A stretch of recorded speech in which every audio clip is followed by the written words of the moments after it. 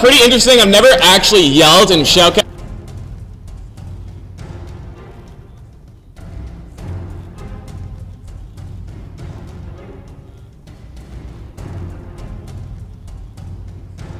Anything like that. So we're gonna get started. My name is Muskie Bat. I am joined by Frank here to my left, and finally we're ready to get into these games. So on the left side we do have University of Toronto League of Legends Association sponsored teams. This isn't really gonna help, to be honest. Thanks. It's better, it's better. Can we set it up between us though? I guess we could pass it back and forth. This is adorable. Test, test. Alright, so guys, we do have University of Toronto League of Legends Association teams on both sides here. This is going to be pretty interesting finals considering both of these teams have been picked up and coached by the University of Toronto League of Legends Association. These teams are very familiar with themselves, and they will be getting into the game just now. Picks and bans going down. Look to see some targeted bans here. I like the way you hold the mic to my mouth. It's really nice. Yeah, not a lot of practice. Yeah, of course you do.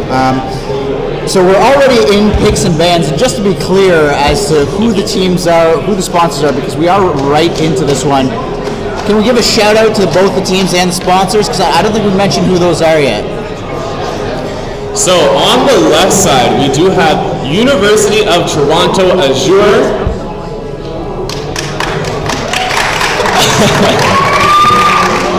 And that is AE Theva in the top lane, Tour in the jungle. We've got Viper, AC, and Biofrost. That's U of T Azure over on this side, guys. To my right. And on the other side, we do have University of Toronto Frost, which is Omega B, the jungler, Morning Melon, Omega B, the AD carry, Morning Melon, the jungler, Nia in the top lane, UB as support, and Miko in the mid lane. Carter, give me the snowball so I can clip the mic onto it. Give me the snowball so I can clip the mic onto it. Alright, so we are pretty well into our pick and ban phase. The bans coming out pretty quickly here. Gnar, Lee Sin, and Swain being banned out from Azure. And from Frost, we've got Jarvan, Thresh, and LeBlanc. Pretty targeted bans, I've got to say. I think these two teams know each other pretty well, especially considering they go to school together. That's usually a good way to meet people on campus. Alright, you guys are a little bit behind, so I'm not going to reveal anything too quickly. But Lissandra, an interesting choice. I can only assume that's going to be Lissandra top lane. As we tape this mic. Do it from this way, so I can tape it.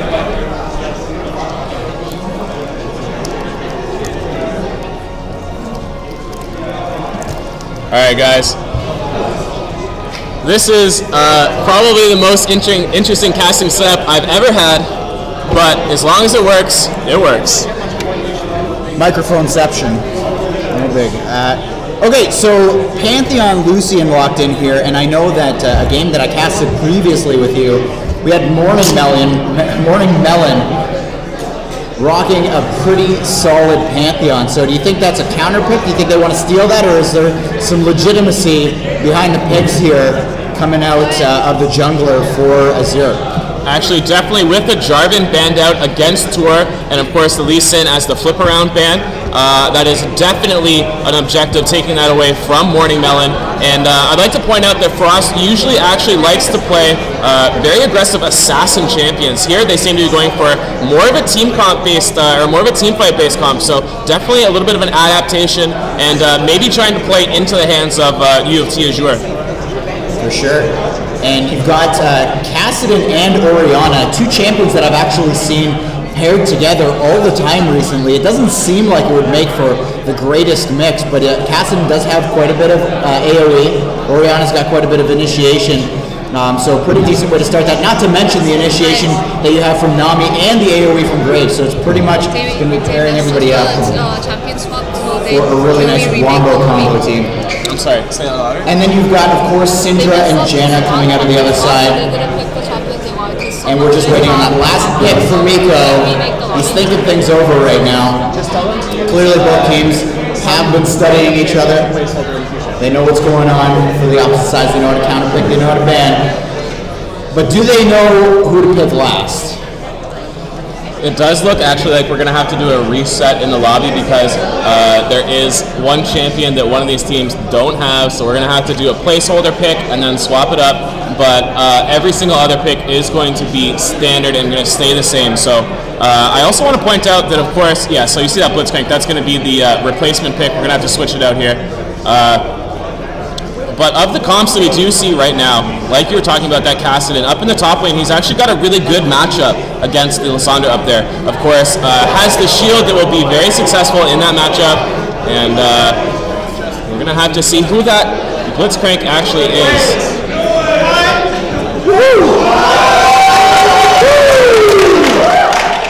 Nice. First blood. Behind us. What? I didn't realize they were going to be that far behind us.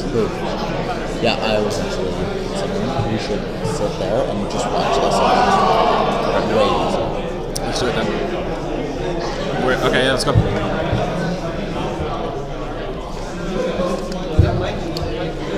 We're getting a picture. Flip the hair. We're flipping around because we're going to cast off that, so there's not a delay. Oh, this is... Well, because we're now casting 40. This is mobile. I like this. I thought this was plugged in. No. Watch. No, we're just going to sit here and watch this.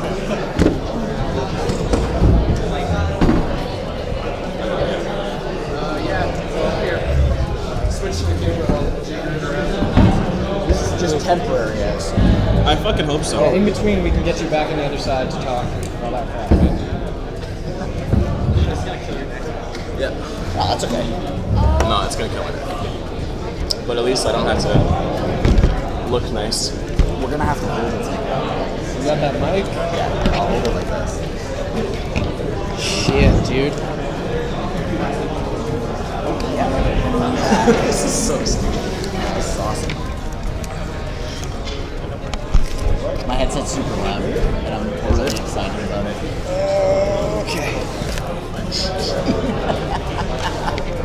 Just take your half off if you want. That team's screens are in the background. You're going to see everything that they're doing. Yeah, we're gonna... Yeah, don't do that. Don't even worry about the webcam. Okay, well then don't worry about the webcam. Not right now, because obviously, yeah, they're gonna see the screens in the back. Can I But how are they gonna see it, right? Unless they're like all tapping or some doing? shit. Yeah, go for it. Just as a Yeah, joke. yeah. They can see.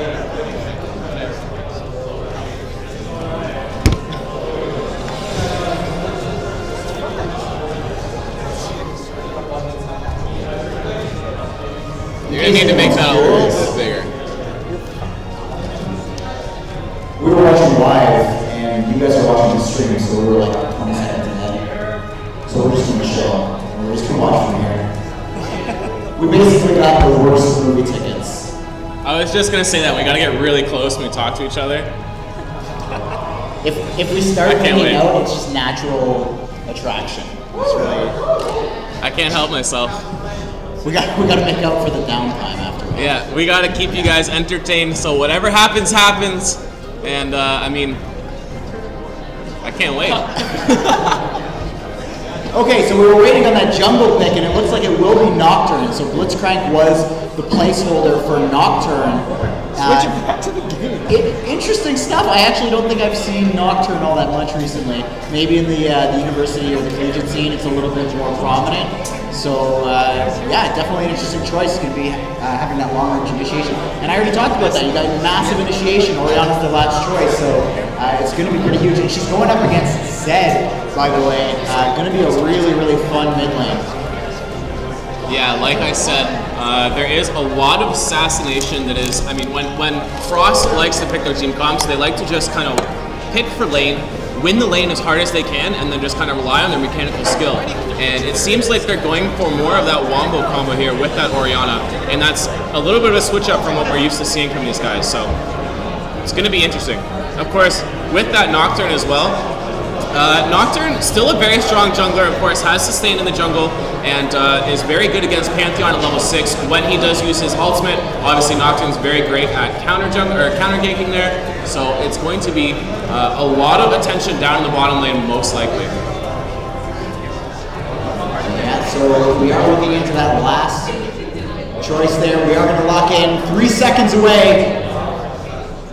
And it's final. We're locked in. We're ready to go. So one last time, guys, if you're feeling a win here for Azure, rocking out that Lasanto top lane, Pantheon jungle, Zed mid, and the Lucy and Janna bot lane, let's hear it. Okay, that's great. Really good showing for Azure. I definitely think they're backing it. And if you're here for Frost to see them take it down, wow, and actually Frost is considered the B team here. Azure actually considered the A team. Azure was sort of founded first by UTLA, I guess. And obviously we can see a little bit of a fan favoritism over to the side of Frost. The old dogs. Frank? Were they like a month old? Some month-old team? About that.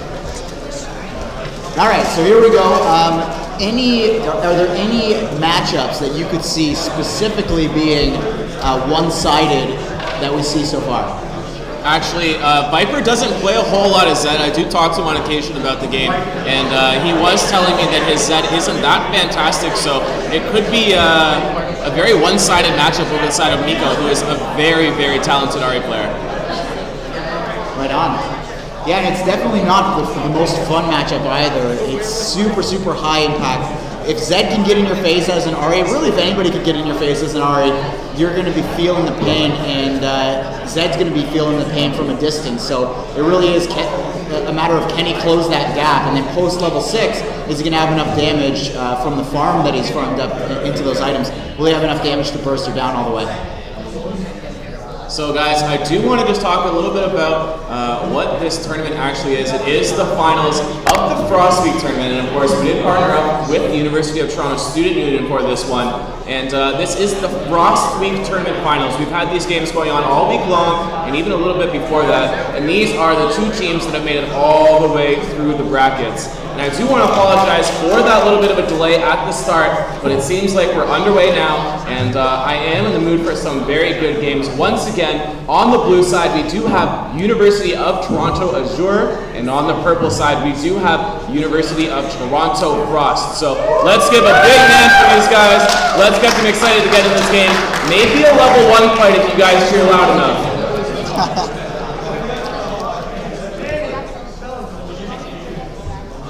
What? I can't hear you. I have a strong feeling I have bad ears. my neck is going to be killing me at the end of this.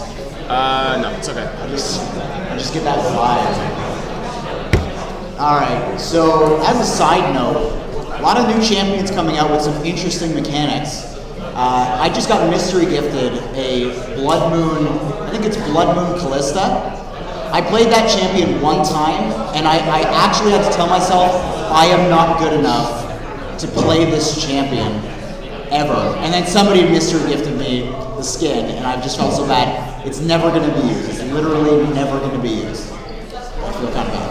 Well, she actually did get buffed in this patch as well, so a broken champion made even more broken. Speaking of which, we don't actually see Rek'Sai coming in here. Of course, he was nerfed in the last patch. Gnar as well a little bit, although the respect ban is still there. Still basically wins a team fight if he does land his ultimate properly. Okay, so I always have an interesting point. Anytime I cast a final series, I always make a prediction. You got to make a risky prediction as to what champion is going to be, like what champion are we going to see that might be kind of the oddball throwout pick, like a Galio or like a Jax or something like that. Do you have any oddball picks? Like, do these players play some weird stuff? There are definitely a couple weird champions from Nia in the top lane. He does like to play things like Akali, and there's also, of course, a couple weird champions in the mid lane as well. Viper does play things like Cassiopeia. The one thing that I'm actually really hoping to see is going to be Azir. We haven't seen any Azir in this tournament whatsoever, actually. And I wouldn't say that it's an oddball, simply that maybe players aren't as talented with him as they are with other champions, as it is still a new and very complex champion. Yeah, I feel like a lot of the new champions are pretty complex. Especially that white dot champion over here. It's just hanging out. Yeah, there's a lot of all the new ones are pretty complex. Nara's complex. The client is a different window than the game. I look like I'm ready to give birth. I don't know what you We can't. If you, I'm doing stuff right now. If you want to talk to them about it, okay? Just talk to them.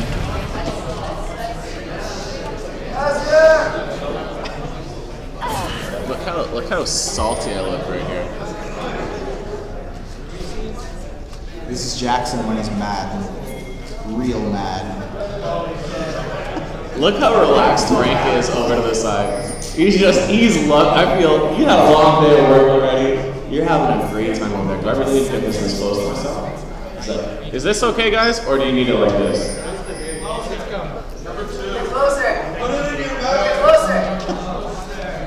They want the mic.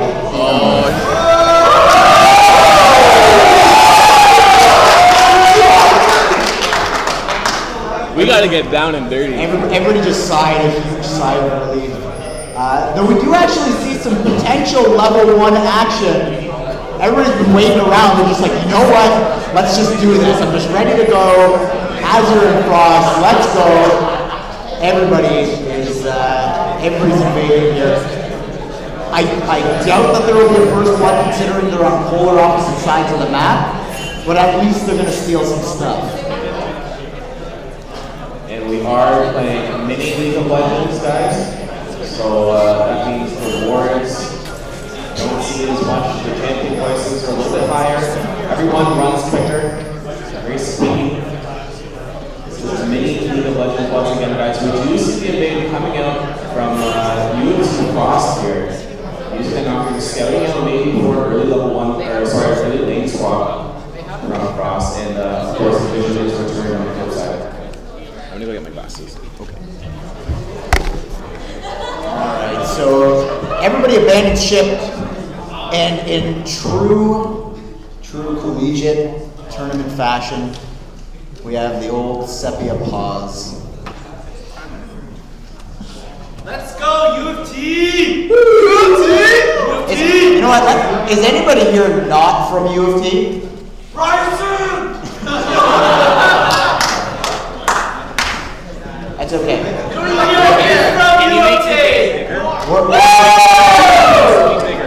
UFT is a no violence school, so you guys are okay. You two in particular, you're alright. We're not coming after you. It's almost as exciting as the ball dropping when you go into the unpause. It's really, really exciting stuff. I really do feel like I'm in the front rows at a movie, and this is like some epic stuff that's about to happen, so I'm going to have some neck problems tomorrow. Can't wait. Bottom lane, we do see the golems actually being started, and this is after they have been changed based on their leash range. And that is going to be an early level 2 from the side of UFT Azure. AC and Biofrost down there are going to be able to use their advantage pretty well. Of course, Ignite is on that Janna.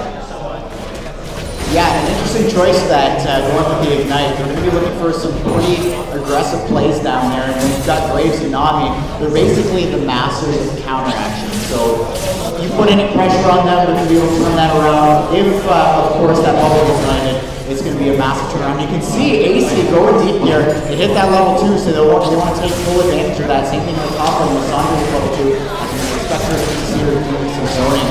But we're ready to rock, man. Everybody by the way, funny anecdote here. First time I saw the, you know the Passion of the Christ? I was actually front row.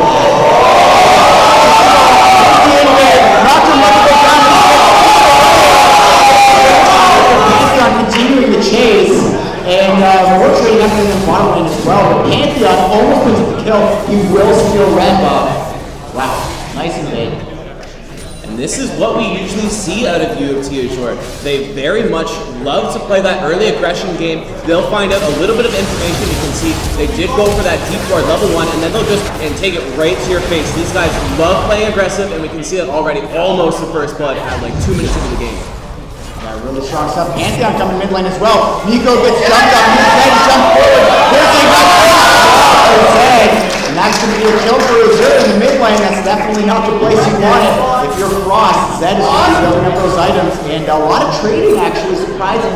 in that top lane as well. Cassidy trying to keep that shield up. Hey guys, in the spectator playing, could you move the champions around so they're in order, please? It would help a lot. Just want to say though that in that bottom lane, of course, because the change on the jungle leash, they lost out on that level 2 spike, and they lost a bunch of creeps, and that's actually why they're sort of on the back foot right now. Yeah, a little bit of a tough matchup there. You can see Graves floating around for 21, and Lucian 22. Not bad there. It's going to be a pretty even matchup. Though I still expect that there's going to be some aggression coming out from Biofrost and AC. You can see she's moving forward here, gets that knockup, jumping in, and that's a lot of damage. Pantheon jumps in. This is going to be kill number 2. Biofrost looking for the E. It's not going to be enough. Pantheon, what a god, this guy. Yeah, of course, he did not have his upgraded smite there, so there was no additional gank presence. Compare that to Nocturne, who has decided to go for the clear smite, the one that does the AoE smite, and you can see him trying to do a little bit of counter juggling as well, punishing Pantheon for going in the bottom lane. So smart play by him. We're going to have to see if Frost is able to just kind of answer the deep map movements that we usually see coming out of Azure here. They can't just rely on winning their lanes these games because Frost or Azure is just so aggressive in the early game. Yeah, and obviously the majority of that aggression coming out of Pantheon here. I gotta say, this guy is really dominating on the map right now, including the enemy jungle, though. You can see Nocturne making an attempt here. He does pick up the Gromp on the opposite side. And in the top lane, Mia doing quite a bit of work here against Lissandra. You were saying that was a pretty decent matchup for them. So I do expect that he will take a reasonable CS lead up there. They're behind right now. I really do feel like Kassadin is sort of the new Rise, where, of course, he's going to be going for other artifacts. It's going to take a long time for him to scale up, but this is basically a matchup where he can kind of just free farm for a lot of the game. Lissandra has a very strong early game, especially against most top laners up there. Uh-oh, in the mid lane, Nico. There we go, they're going in, there's the jump. Zed jumping forward as well. Jewel picks up another kill for his team. He's 1-0-1, only 9 CS to the 15 on Nocturne, so you can see choosing which item to go for in the jungle there really defines how you can play that game. And we do see Biofrost up there once again. If you guys have been paying attention to the whole series, he loves to roam. They usually do leave AC down in the bottom lane there. And I mean, once they get a little bit of a room to breathe, Biofrost will be all over the map, creating plays with his team, getting vision, and AC so good at dealing at that 1v2. Of course, you can see him still only 2 CS now behind that Graves. Yep, not doing too bad down there, and I think that's probably going to be the most even matchup. In the mid lane, though, it looks like Zed taking a massive lead. He's got a 101 kill score, he's got a Brutalizer, 2 long swords, and he is well on his way into the mid game here versus Ahri, 28 CS, now 29 at 0-2 and 0. Both that's for his team. He's going to have to find his way back into this one. And Pantheon has picked up that Chilling Smite, and when he does hit level 6, of course, we're going to need to see the action towards the bottom lane coming out from Azure if they want to keep that pressure up. It's going to be up to Melantime to sort of answer back with that Nocturne. He needs to be on point and in the right place with those Nocturne ganks. Omega B trying to be a little aggressive down there, showing what he's got, but of course, AC and Biofrost not that afraid. Can do some damage back there, but nothing too crazy going on as of yet down there. Level 6 coming up soon. Yeah, level 6 is going to be a really big moment here for both sides. Actually, Janna pretty far away from that one, still at level 4, and you've got Nami trying to just stomp on the enemy team right now, just dealing tons of damage from that bottom lane. So many auto attacks. There's the cover as well. In comes Graves. AC taking a beating. There's the slow, but it's not going to be enough. He's at least going to take lane control right now. It's definitely smashing into that enemy duel right now. I'm not sure if Zed actually picked up blue. There would be an interesting decision from UFT Azure, and actually an even more interesting decision after leaving Lucian in that bottom lane. They're just going to go for that dragon. Nia teleporting down there. This is going to be uncontested first dragon, it looks like, for UFT Frost. Yeah, Zed is going to step into this one. Janet's coming from the other side. Is it going to be enough? Nope, there's a smite. But who will get caught on the back foot? There's the cullet. And that's actually going to get Nami pretty low. Zed's waiting in the wings there. Is it going to be enough? Here comes Pantheon. He's going to jump in. Nice blow! Oh my god! Kill for AC. And Omega B is forced to slide away from this one. Nia is on the back foot. He's going to look for the kill on AC. There's the shield. So huge. Zed over the wall. And that's enough for Biofrost. picking that one up for the 0, and Lissandra left alone in the top lane, so it's 2 kills and a top tower for Dragon. I'm going to hand over that win to here. Yeah, and you gotta take a look at that mid lane too. That Ahri's gonna be so far behind. They actually did give the blue buff over to Zed as well, so my god, Nico's gonna have a hard time there. He doesn't have a very fluid item pack to go for. He needs to get some armor, he needs to go towards that Zhonya's, and without like some sort of wave clear, he's gonna have a lot of trouble. He needs to keep that blue buff off. Look how much damage Viper does. No fear in that matchup at this point. Yeah, and I saw quite a few people, I don't know if they're in this audience necessarily, but definitely online, that are looking forward to some fight with that. Yeah, we actually did, luckily enough, see his Cassiopeia come out a couple days ago, and that was quite a treat. He is known for playing just a whole bunch of interesting champions that really allows his team to sort of play around him and create more pressure in the opposing jungle. That's really what the story is of this Azure team. They just kind of go so aggressive early on, and once they get that little bit of advantage, you can see on that Nocturne, they just kind of take it the whole way and build themselves an even bigger advantage. Yeah, you can see Nocturne actually switching it up now, changing his item, so he's going to have that Twin Swing as well. And he's going to be going for his damage route also. A couple of Brutalizers on the side of Azure. They've got a Brutalizer in the bottom lane, so just looking for a lot of armor pen. Is there any particular reason why they're building that way, or is it just for the champions? I wouldn't be surprised if Pantheon actually goes for a Black Cleaver as well. He's got his Brutalizer most likely under that jungle item there, so it's going to be just a whole bunch of armor pen, and when a team is as squishy as we do have on the side of U of T Frost, they're just going to get melted down by all the burst potential coming out of Azure. Yeah, and kind of a lull in the action here. It looks like Azure wants to hold on to their lead a little bit and just push it forward very, very slowly here. They're just picking up a little bit of lane dominance, though it looks like Pantheon and Zed just going ward hunting. We'll pick that one up. And of course, Infinity Edge was nerfed in this last patch as well, which means that it does have less crit. And of course, if you do build up into that Yuumu's Ghostblade, you do get crit from the Avarice Blade. So I think that's going to be the new standard build path actually for AD carries most likely. You can see Graves picking up his own Avarice Blade as well, most likely going to build in towards that Brutalizer, and then a Yuumu's Ghostblade as well. A little bit of a pause here coming out. Yeah, and I gotta say, taking a look at just the kill score here, I think for Azure, the one place that they could be taking advantage in is in that top lane. It looks like Lissandra is building her way up towards possibly an Athene's with that Venus Codex. More likely than not, it's going to be a Deathfire Grasp, because she could be going that route, but I feel like Zhonya's is just so standard on that champion, you just can't ignore it. Yeah, DFG is going to be out of the game pretty soon, so I think he might want to pick it up just to kind of hold on to those memories. It is going the way of Heart of Gold, an item that I still miss dearly.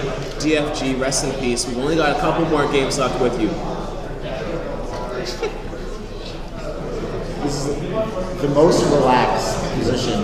Outside of my neck being strained to its maximum capacity, this is the most relaxed position I've been in while casting. It is also very flattering, as you can tell.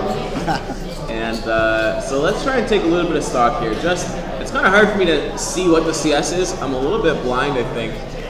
Looks like all the way around, though, it is pretty even. And there are 4 kills spread that is really the only separation in this game. Of course, UFT Frost does have that first dragon as well. So all in all, it is pretty even when you just think about those overall team fights. Of course, Zed quite a bit far ahead of Ahri though even now. Yeah, she's definitely rocking. Pantheon moving in there for a little bit of pressure as well. This guy is just making his presence known. And the thing is, now that he's 6, we saw before, he's definitely able to get some damage. Speaking of damage, AC gets ultimate. Nani and Graves ultimates right to the face. He's trying to land the call. It's not going to happen. There's the exhaust. Pantheon jumping in. Here we go. AC.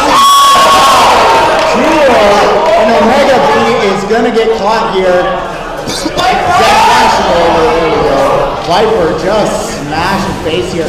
And that's 2 more kills for the side of Azure. 1 for the mid lane, 1 for the jungle. These guys are just running rampant over this game. Where was Nocturne from Frost there? Not in the right position. He has a very low range for that ultimate. but he needs to be able to read what's going on the map here. He needs to be down there. That's the reason they picked that champion. If he can't be there for the Pantheon counterganks, then it's not going to look good for the rest of the game for Frost. Yeah, definitely not. Like I said, they could take advantage of the weakness of the Sandra. She's the weakest player on the team, but at the same time, their own top lane in Cassidy is actually a little bit farther behind than that. There is now a second tower about to go down here in the mid lane. That's going to open up a lot of pressure. Sandra going deep onto Miko here. Gets charmed, but it's not going to be enough. Miko goes down, and Pantheon finds another kill for his teammate. Lissandra now with a kill on the board, and Ari just having a really tough time in this game. Once again, AC left on his own down in that bottom lane. Of course, Biofrost ever present around the map. This guy, like I said before, just the carry of his team in a lot of ways. You can see just going straight up for those boots 5, doesn't have a sight stone, anything like that. Just picks up those boots 5s, gets that mobility, and just walks all the way around the map. Yeah, he's definitely got a lot going for him right now in terms of just map pressure. Although I gotta say, he's only finished the jungle item for this Pantheon. Yeah, there's the boots 5. He's just now trying to create more opportunities. This is the pivotal moment, though. Does Azure have the presence of mind and the teamwork to move forward to another objective, considering they've already got all 3 turrets down? They should be lining up that dragon that's going to be up in another minute. Yeah, 7 kill advantage over to the side of U of T Azure. And when they have champions that synergize so well together, of course, they have so much engagement. Of course, Zed with so much assassination. It's going to be hard for, I think, Azure or Frost to really live through this next dragon fight unless they play it really well. It's going to be need to be a great charm from Ari and hopefully an assassination. Maybe if they can lock onto Zed before he can really take someone out of the fight. It's going to be an uphill battle for Frost after the week. Yeah, and that will be coming up 25 seconds. Now Lissandra, they're clearing up the wards up in that top lane. Viper is following very closely behind. I don't know that this is the right time to do this. They're sending 3 characters top. James is actually following pretty quickly as well. Here comes Pantheon. He's going to block on the path, and this guy, perfect ultimates. Nice little bit of damage there onto AC. But Dragon's up in 2 seconds. Is this going to be a time to capitalize for Frost? It really doesn't look like it. I think they might lose tier 2 if they try to shoot for that dragon. There's just too much pressure coming out of Azure here. They need to react to what they're kind of doing around the map. You can see how much vision control is in the side of Azure's favor as well. I mean, the entire top lane now needs to be dealt with. Look at that big minion wave up there. Castle's control trying to clear that out. He does have his TP, but I think this might be a risky fight for Frost here. They've got vision down there. They've traded that instead of what's going on top lane. They're actually getting phase check. Mortalon going in. Here we go. But they lose Nocturne, in comes AC as well, and they're just going to continue forward. Omega B next on the list. He's about to go down, double kill for Zed. Ari goes down. Pantheon actually for him. Janna not quick enough on the trigger finger. And that's going to be a kill for Cassidy, who is actually going to find his way out of this fight. Really well played there from both sides. But at the end of the day, the gold advantage is just too much. 4 kills for 3 for Azure there. And honestly, that's one of the closest fights we've seen at Dragon in this whole tournament when you talk about these 2 teams. Usually they've just kind of walked over it simply by their mechanics. And I mean, you can tell these guys are very evenly matched. They're used to playing against each other. They know that they can match each other in these lane matchups, in these team fights, and that leads to an interesting set of games. For sure. Apparently somebody just dropped coffee on themselves. Don't worry about him. He'll be alright. Now they're walking over. They're trying to kill the Scuttle Crab. Could this lead to their doom, though? It's going to go down here. Zed's going to find that one, zone him back, and they will pick up that ward. So no ward in the mini button push, but Dragon is live right now. Lucian kind of away from this one, though luckily for Azure, they don't. Frost doesn't know where Lucian is. Lissandra up in that top lane does have teleport available, and they could start this one up. Is this going to be a mistake, though? I don't know. Mortalon gets popped up. It's looking pretty tense here, I think. They do have sight on the Scuttle Crab, so they know that they're starting it up. Zed looking for a pick, has the shield, has his ult, is looking for something. There's a charm, Pantheon. He's moving quick. Viper jumps in. He's got Viper jumps out of that one. No kill for him. Omega B goes down onto A favor. And now Viper almost on. Nia picks that one up. AC finds himself in kind of a rough spot here between a rock and hard place.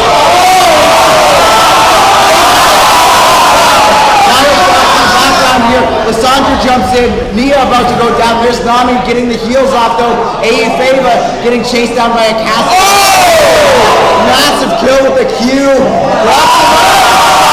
It's gonna be enough. Nami with the kill for herself. Biofrost going deep.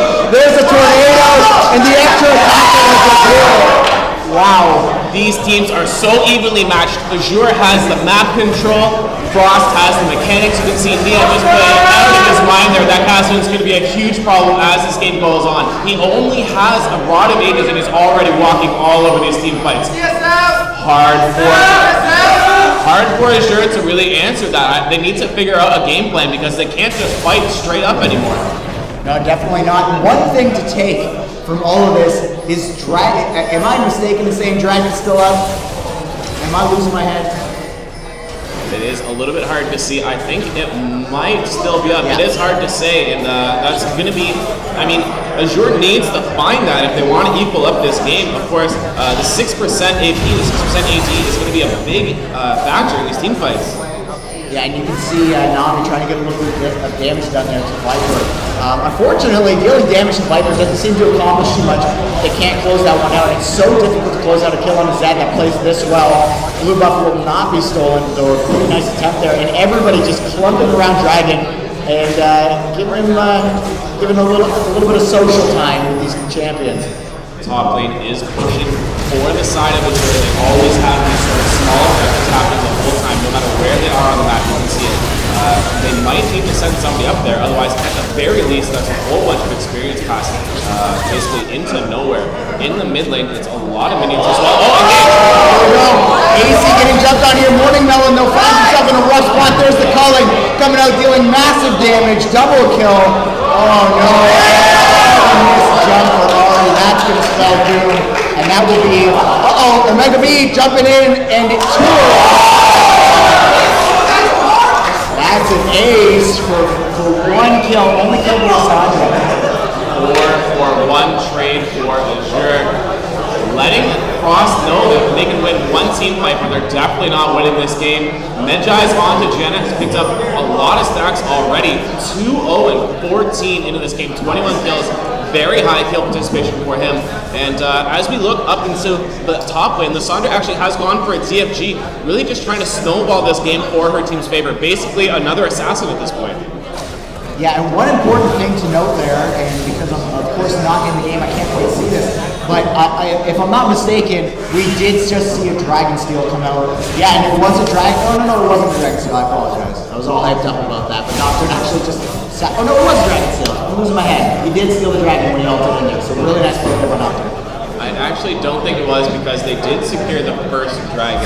Never mind, I'm losing my head. It was not a Dragon Steel. It was not a Dragon Steel.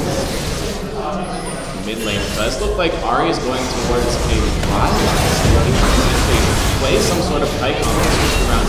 A kite comp against something with Lissandra and Pantheon, though, is not going to be easily executed. Top lane, look at Azure looking to set up some sort of pick here. Viper's going in. Yeah, he finds himself a Nocturne, and that's definitely going to be enough. Jumping in there as well, a nice ultimate onto Nia, but no, Nocturne actually spell shielding the ultimate from Zed. Really well played on that one, and he is going to survive, but at the end of the day, Cassian goes down, and that's an even bigger loss. Ari jumps in. I don't know about that. Questionable play from Ari. No Zonias, no TFG, only the makings of a Rylai's. I mean, definitely a questionable play from her. Maybe a little bit of a tilt. We're going to have to see how they react here. They've lost their wave clear, and it looks like Azure is setting up in a split push situation. Yeah, and it's an 11,000 gold lead. If you don't know what an 11,000 gold deficit feels like, then good for you. Good for you. Pretty sure everybody's in there though. And now we're flooding down towards the bottom lane here. Tier 2 and bot goes down. They were putting some pressure on top tower, but they completely abandoned and changed routes. Nice rotation to the bottom to pick that one up, and everybody's going to go back and shop things up here. What kind of items are we looking at?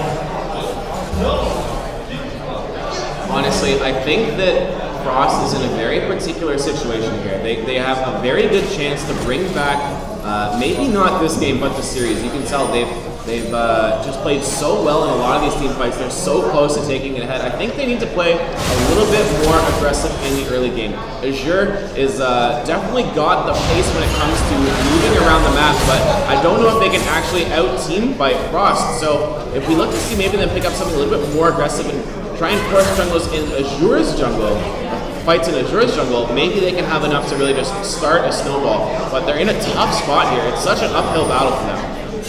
Yeah, and you can see constant pressure on that top lane. Cassidy just getting picked on here. Lissandra, you can see the CS lead, about 20 CS ahead of that Cassidy, and it's because of how much pressure has been put on him. He just gets jumped on constantly, and when you're a Cassidy and you're getting jumped on hard enough that you actually die with that Rift Block always available, that just goes to show how mean they're being up in that top lane. This Crucible is a crucial pickup for Jaina that basically negates the Ahri charm, which is one of their biggest catches right here. Of course, the bubble as well and the fear, but I mean, picking somebody out with the charm amplifies Ahri's damage, and you can Crucible that right off and just keep either your front line or your assassin safe here. Yep. Just regular damage for you. Negates all that bonus damage. So Baron is online here at 23 minutes. With 45,000 gold, is that a potential objective for Azure? Well, Baron was changed in the last patch, Frank, so it is a lot easier to take down. It's not quite as much of a risk for a throw, but knowing Azure, I think they might just want to set up here and go for a dive. These guys are bloodthirsty. They have the engage, they have the assassination. We'll see if they are able to make something happen here underneath that tower. Of course, it is the one with the shield. It's going to be hard. Yeah, no, just kind of roaming around here, stealing all buffs. And they've had pretty good control for Azure on this right-hand side of the map. They've got wards now, they've got wards already on the right side of the map as well. So it's going to be pretty tough for Frost to really find a position to get a team fight off. Like you were saying, though, I think Frost mechanically, they have a great team fight potential. They just need to not jump into the open arms of the enemy team the way they already did last time around. I don't doubt that that mistake will not be made again. We just need to make sure that we can get a pick for ourselves on Frost as opposed to they need the vision. They need to find Azure unawares. They're an aggressive team, which means there are room for them to get caught like this right in the mid lane, though. Nocturne coming down just to be safe for his Ahri, prevent the dive.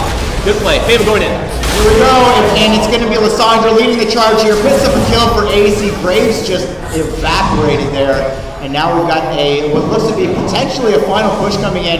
Yeah, everybody burning ultimates. I think that they're just going to push this one in. Viper is on a killing spree. Everybody jumping into this one, and they're just way on the back lines here. Biofrost, I don't know that he's going to have enough damage to pick this one up, but you are just kind of escorting everybody out of this one. What a good guy. Just a significant advantage over to Azure here. You can see they're so aggressive and they hardly get punished as well. Nobody taken down for that dive. They did get a tower and what looks like going to be another dragon, just pretty much uncontested from Frost. I really do think these guys are probably thinking about their next game, thinking about what kind of picks they can take to change it up, because unless Azure makes a huge mistake here, I really don't see a way for Frost to come back. Always have faith, Mr. Muskie. Always have faith. It's the resilience, and you know what's funny is it's actually the collegiate level teams that have that kind of grit, because they know they want to win. They have the passion to win, and they have that drive. So I think if anybody's going to pull it out, it's going to be a college team at this kind of deficit. And they are heading up towards that top lane. They do want to pick up a tower for themselves to be the first one in the game. And Global Gold, as we all know, is the way to line your pockets. So they're going to start up with that top lane turret. Yeah, really great play by Frost. Really taking a page out of the book of Azure. First tower of them for the game, finally. And I mean, if there is a way to come back in this game, it's going to be through that Baron. So it's good to play around there. If they can find some sort of pick, they just need to keep rotating, forcing Azure to move their wards, and really just try and make them move to their beat of the drum. Their beat of the drum, indeed. I'm not just kind of chilling, farming up this jungle here. I don't know if Azure feels all that bad about losing the top tower. Definitely they would have loved to end with no towers down. But at the end of the day, as long as they're staying grouped up, they know that they're going to have that goal advantage that can lead them into a victory team fight situation. Nami trying to pick up this pegboard, but Jan is going to find that one. Looks like the pegboard was a fake. There's Tour jumping in, and they catch out. Tour actually might go down here. A nice little turnaround by Morning Melon, get some damage off. There's the ultimate. Ace is unstoppable though. He's going to have another slide available very shortly. He jumps in. Omega B goes down. Double kill for AC. Another kill here for Zed. There's the ultimate. Everybody just guerrilla style fights all over the jungle. Ace for nothing in favor of Azura. So what happened there was simply that Frost was sort of trying to get advantage back each individually. They weren't working as a unit there, and then they saw one thing going wrong. They realized that they were going to be in a lot of trouble if they didn't group up and try and make something in that fight. And of course, it didn't go their way. That's going to be game 1 going over to UT Azure. Impressive stuff.